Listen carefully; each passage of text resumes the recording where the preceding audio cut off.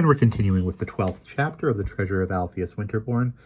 Anthony has gone and told Miss Eels about the 3-day threat that Hugo Philpotts has laid out, and it looks like a flood may be coming to Hoosac, Massachusetts.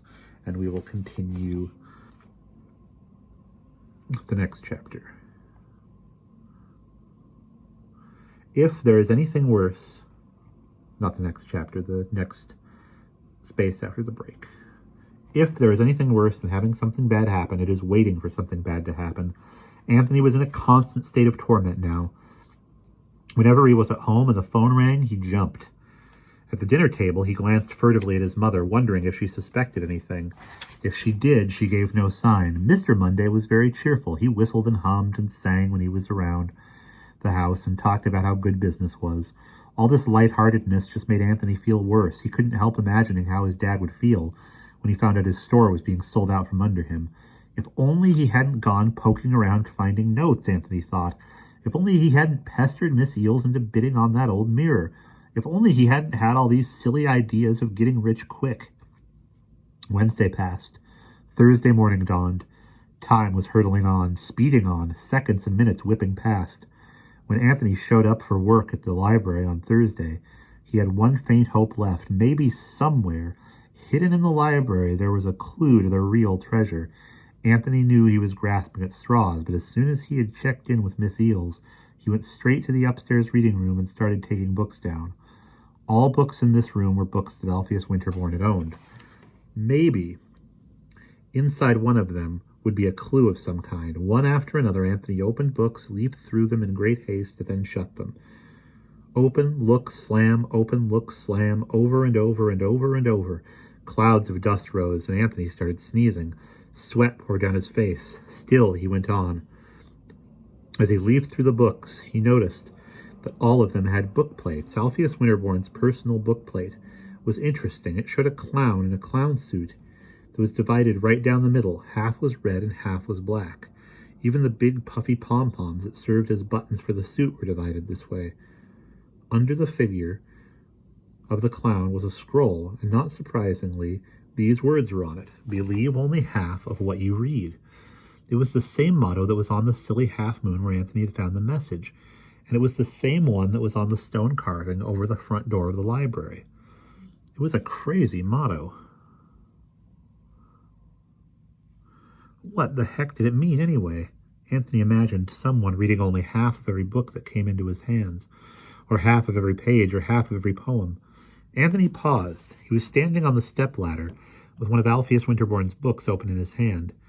There was a curious look on his face. He had almost had a thought, but it had gotten away from him.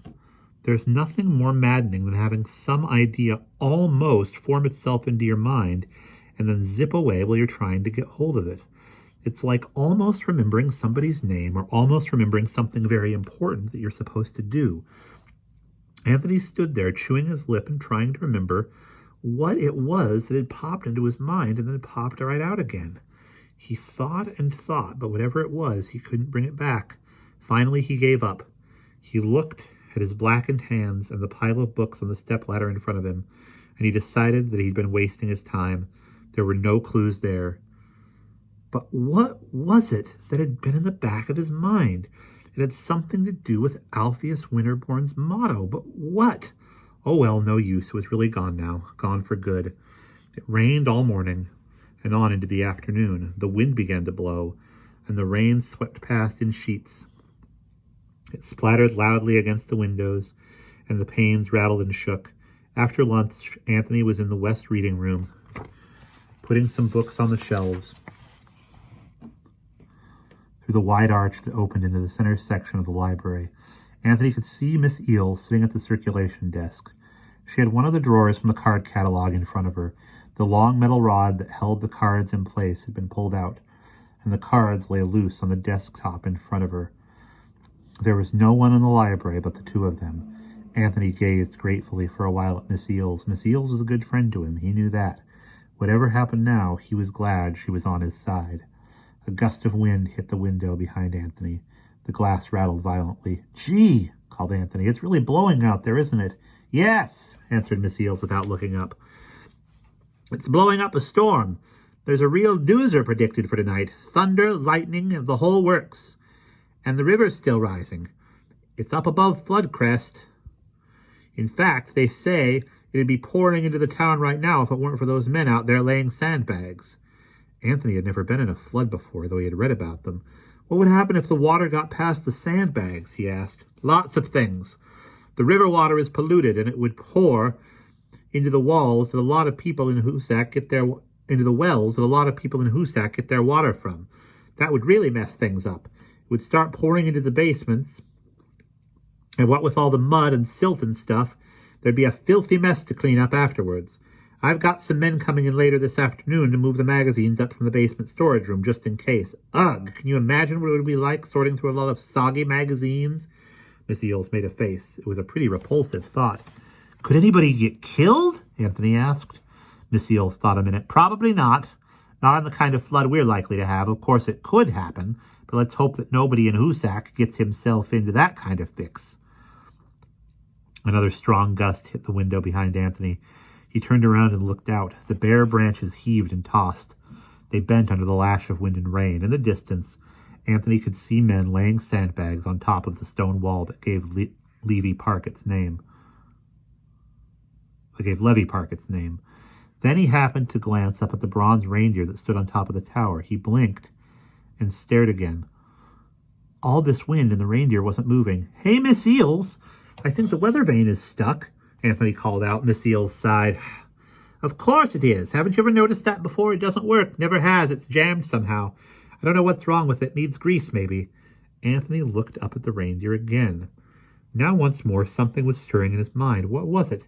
He began to wonder if he were losing his marbles. Then he shrugged. Whatever it was gone. Like that thought he had almost had in the upstairs reading room. The library closed at 5 on Thursday. Miss Eels offered to drive Anthony home because of the bad weather, and he gladly accepted her offer. On the way, Miss Eels turned on her car radio. She had barely flipped the button when through the crackle of static came a voice saying, "A condition of emergency has been declared for the city of Hoosac and surrounding areas. As a precautionary measure, the lower end of town from Division Street to Walnut will be evacuated." "Hey, that's us," said Anthony excitedly. "Shh, listen." There was another storm of static, then the voice went on. "We'll be able to take refuge at the Immaculate Conception Academy on Academy Boulevard. Work is already underway to convert the classrooms into temporary shelters for those living in the low-lying parts of town. I repeat, there is no need for alarm. This is merely a precautionary measure. I also repeat, it would be inadvisable to attempt to leave town by way of the bridges and causeways. Many of the low-lying areas around Hoosac are already flooded, and roads are underwater in many places. It would be wise to bring up from basements any..." Miss Eels snapped the radio off. "Wow, it sounds like we're in for it, eh, Anthony?" "Yeah, I guess so. I wish the flood would wash old Hugo Philpotts out to sea." Miss Eels smiled wryly. "That would be nice, wouldn't it? Well, here's your house. I guess I'll be seeing you up at the academy tonight. Come to think of it, I'd better follow that guy's advice and bring some stuff up out of my basement. I'd hate to have all my peach preserves ruined by that filthy river water. Goodbye, Miss Eels," said Anthony as he got out of the car. "See you later." And we will pause there.